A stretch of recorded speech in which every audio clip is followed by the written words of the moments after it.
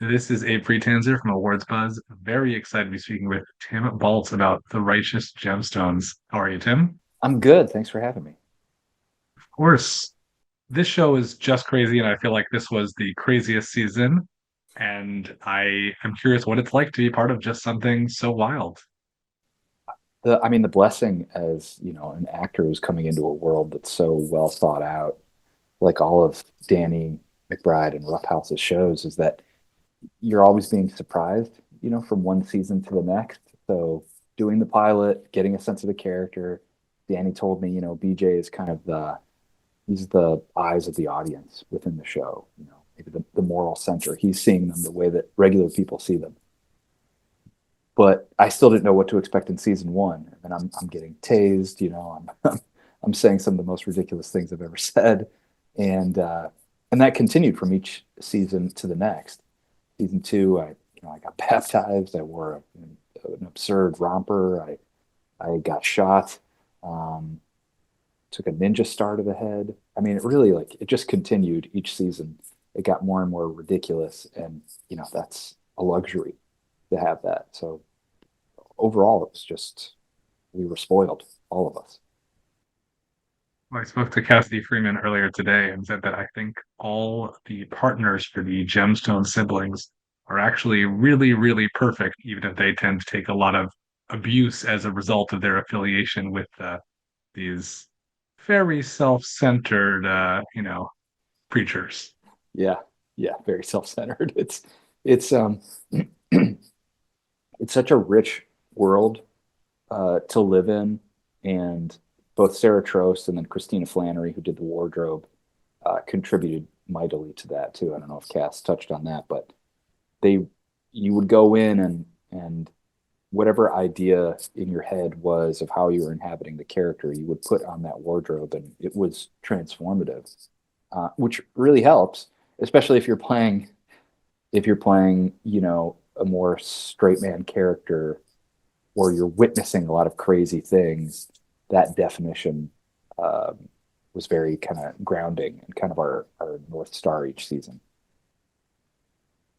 Absolutely. And there was this unfortunate injury that kept BJ down a little bit this season, but he sort of worked through it in a truly unbelievable, I mean that in a not logical and coherent way, was able to get past it thanks to a monkey and a miracle, if I'm gathering correctly. Yes. What can you say about your non-human co-star? Dr. Watson was incredibly cute. There were two capuchin monkeys who were playing Dr. Watson. The younger one, Allie, was 9 years old, and she was very good at kind of jumping around. And light as a feather, incredibly quick, and very good. Worked very well with the trainer. And then the other, Katie, was 33 years old and had actually been Marcel in Friends, Ross's monkey.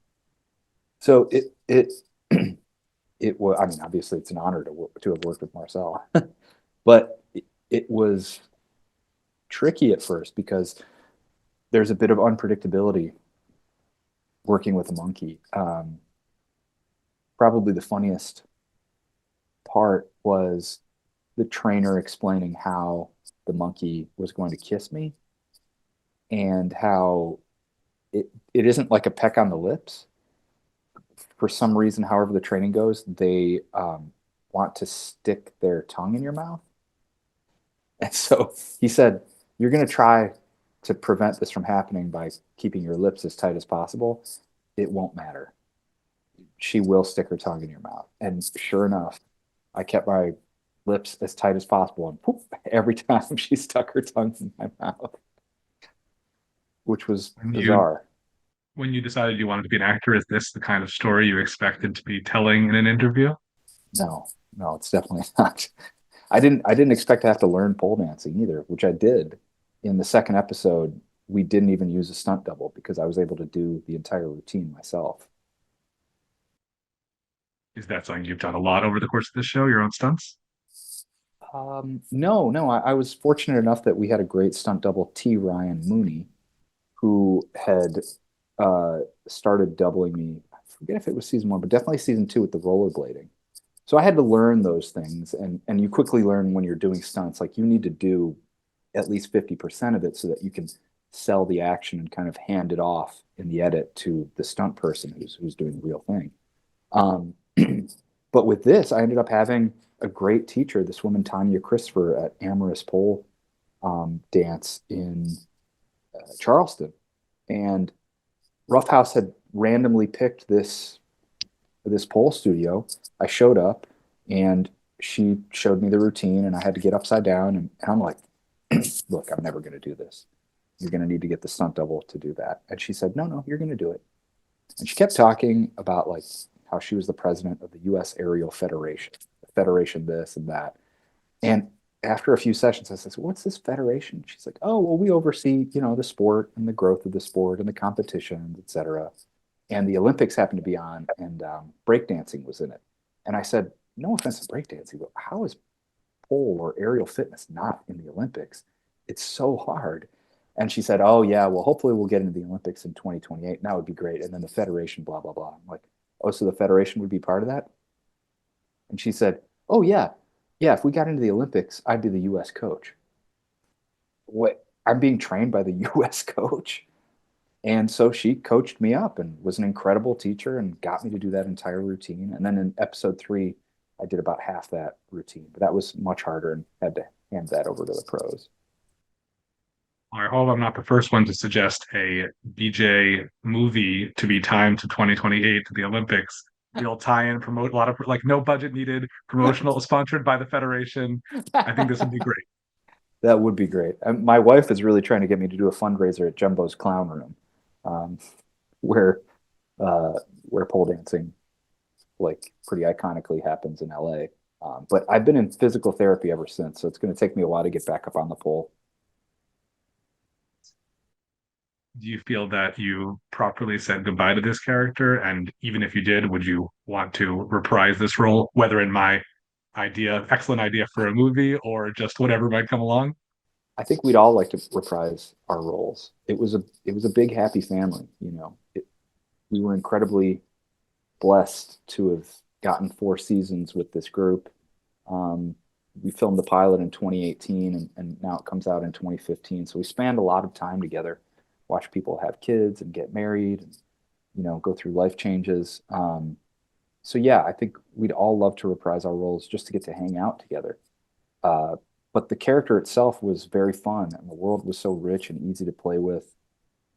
We would welcome whatever new surprise they would bring to us, whether it's a movie at some point, or a spinoff, or anything, or even just getting together and like doing DVD commentary if that's still a thing. I think we'd all love it, and I do feel very satisfied saying goodbye to the character. If that's all it is, it's bittersweet because we loved being together so much, but it's also, BJ in particular went through a lot, and the time I'll take right now to heal is indicative of the journey that he went on too. So, I'm at the end of the day, I'm just incredibly grateful. Encounter fans of the show out in the world, and what's their reaction like to seeing you? It's overwhelmingly positive. They're kind of shocked too because I don't really dress like BJ, obviously, and I have a Midwest accent, so that throws them off. When I had my mustache during filming, that was the least I'd ever been approached throughout all the years of the show being on, because I think people just didn't believe BJ could grow facial hair. uh, but it's overwhelmingly positive. I think there are a lot of people that will come up to me and kind of sheepishly say like, I'm the BJ of my friend group, or women will come up to me and they'll be like, I married a BJ. Very funny. Well, I feel like there is no show quite like The Righteous Gemstones, even Danny's other shows. But I did see you on a show that could come close, and that's Deli Boys, Yeah. which is a totally different setting, different storyline, but still similarly over the top. And I like that this character is very confident, which BJ is not, Yes. but similarly ridiculous. Can you tell me about the experience of being on that show? It was wonderful. They filmed in Chicago, and you know that's where I hail from. I did Second City and comedy there for about a decade. Um, and Jenny Connor and Nora Silver had reached out with this script that Abdullah Saeed had written and Michelle Nader had show ran. Um, and I think I'd been in contact with Purna before, and I'd met Asif and Sagar, and I used to share representation out here. So, and they showed me the pilot, which they'd filmed back in 2022, I think. I was I was blown away. And they said, you know, Gemstone is one of the comps, and they were very excited that I was entertaining the idea. And I thought, this is a no-brainer. It's so good. It's so clear. The tone is specific. And you know, the character was very different than BJ. And coming from improv and sketch, where you can play a wide range of characters, I I jumped at the chance. I thought, absolutely, I'm incredibly flattered by the offer. And I got to go back to Chicago, and about a third of the crew had been the crew that had worked on Shrink, which was the show that first moved me out to LA, which is on Peacock now. Um, so it was a great homecoming. And then I got there, and you know, Jenny and the directors, they're kind of like, say whatever you want. Because you know they knew that we used improv and they knew that I came from improv, but they were very generous, and I know how to read a script and say, okay, I'm going to improvise here, I'm not going to improvise here. Like, you know, here's how do we keep the integrity of this scene alive but add something. And so it was very collaborative, organic, and I got a lot of good improv in the show, including a Mike Pence joke that I'm really proud of, that they fought for really hard. But overall, it was a joy to play with Ali Ruddy in most of those scenes, um, and do something completely different. That's probably, honestly, a lot more similar to the characters that I've played, you know, historically in my career. And in that sense, I I liked being able to play BJ because it feels like a bit of a parlor trick. Um, it's me playing with the other people's projection onto me, less so than you know where my instincts would naturally go. Very good. What do you have coming up next?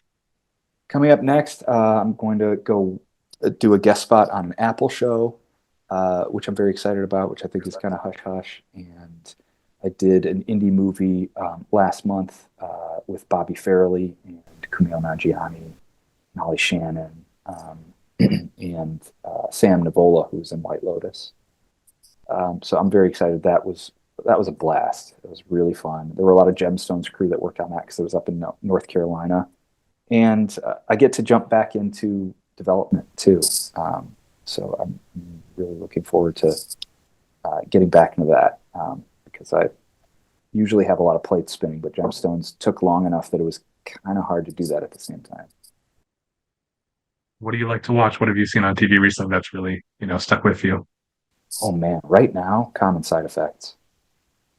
I really adore it. I think it's so unique. The tone is brilliant. It feels very familiar, but also it has these fantastical elements to it. They nail these tiny little moments that you have between friends, and I think when you do that, you do like hyper realistic stuff, but in animation, it feels like a really incredible magic trick. So my wife and I have been watching that, and we just started Industry, which I'm late on, but my friends are like, you got to watch Industry. I started watching it. And I reached out to my friend who had suggested it. I'm like, this, and they're like, yeah, it's a really horny show. I'm like, yeah, okay, that's right. Okay, all right, all right. You didn't suggest that on purpose, did you? They're like, no, no, no, no, no. It's one of those shows that keeps getting better. They said, and they're like, season 3 is the best one. That's really exciting to dip into a show that starts, in your opinion, really good, and then everyone is saying, no, no, no, it gets even better. So we do that, and we're always watching Bob's Burgers. That's my comfort show. Awesome. Well, thanks so much, Tim. Such a pleasure to meet you. Thank you for your time. Yeah, likewise, Abe. I appreciate it.